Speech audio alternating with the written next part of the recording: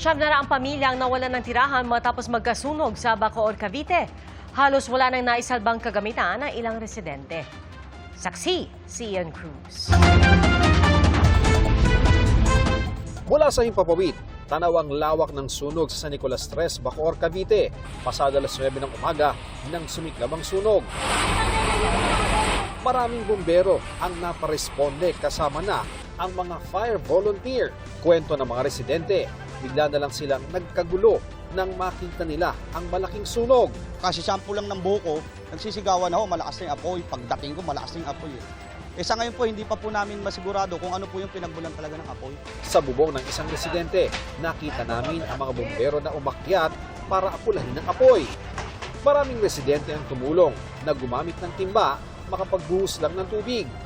Makapananghali na nakontrol ang sunog at tuluyang naapula mag-aalauna ng hapon. Gawa sa light material yung mga bahay dito sa bagong silangan sa loob ng San Nicolas 3 dito sa Bacoor.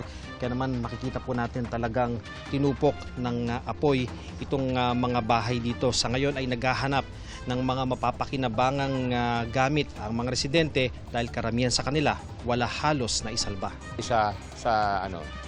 Sa dahilan, mahirap talagang pasukin. Gumamit ng mahabang hose at saka sa light materials nga. Tsaka dikit-dikit talaga bahay. Napakagulgol na lang si Nersa ng datna ng natupok na bahay. Kasama pang nasunog ang dalawang alagang aso. Hindi na mahanap at ipinapalagay di na patay na ang isa pa. Ang tutang sibilog na lang ang kanilang naisalba. Sakit po talaga, sir. Parang baby ko na yung mga yun eh. Lalo na sa mister ko, sir. Paborito nila yung mga aso. Pag dumadating yun ang unang mga hinahanap eh. Aso. Naisalba naman ng isang bumbero ang isang sugatang pusa. Si Filimon, nasunog ang parehong bahay at tindahan. Ang naipong 3 timba ng barya na lang daw ang alaala ng kanilang mga pinaghirapan. Ngiling po namin, sana matulungan po kami ng pamahalaan o mga senador na tulungan po kami dito ng kababayan namin. Ang mag-asawang Teresita at Junicio Leaños, isang bahagi nilang ng paderang natira sa bahay na ilang dekada na nilang irahan. Kaya ngayong magpapasko, back to zero sila. Mabigat po. Yun ang pinakababigat sa amin. Dahil simulan, ngayon lang ako nakaranas ng dito. Ayon sa BFP Bacoor, hanggang 600 bahay ang natupok.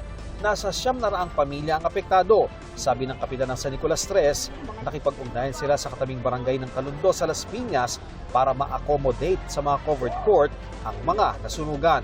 Inaalam pa rin ng sanhi ng apoy. Nagkaroon din ang magkahiwalay na sunog sa Cebu City. Unang sumiklab ang sunog sa barangay Dulho. Mabilis namang naapula ang sunog pero nasa 12 istruktura ang natupok. 2 aso rin ang namatay. Nagkasunog din sa barangay Labangon. 6 na bahay ang nasunog. Isang alagang aso ang namatay matapos matrap sa ikalawang palapag. Para sa GMA Integrated News, Ian Cruz ang inyong saksi. Mga kapuso, maging una sa saksi. Mag-subscribe sa GMA Integrated News sa YouTube para sa iba't ibang balita.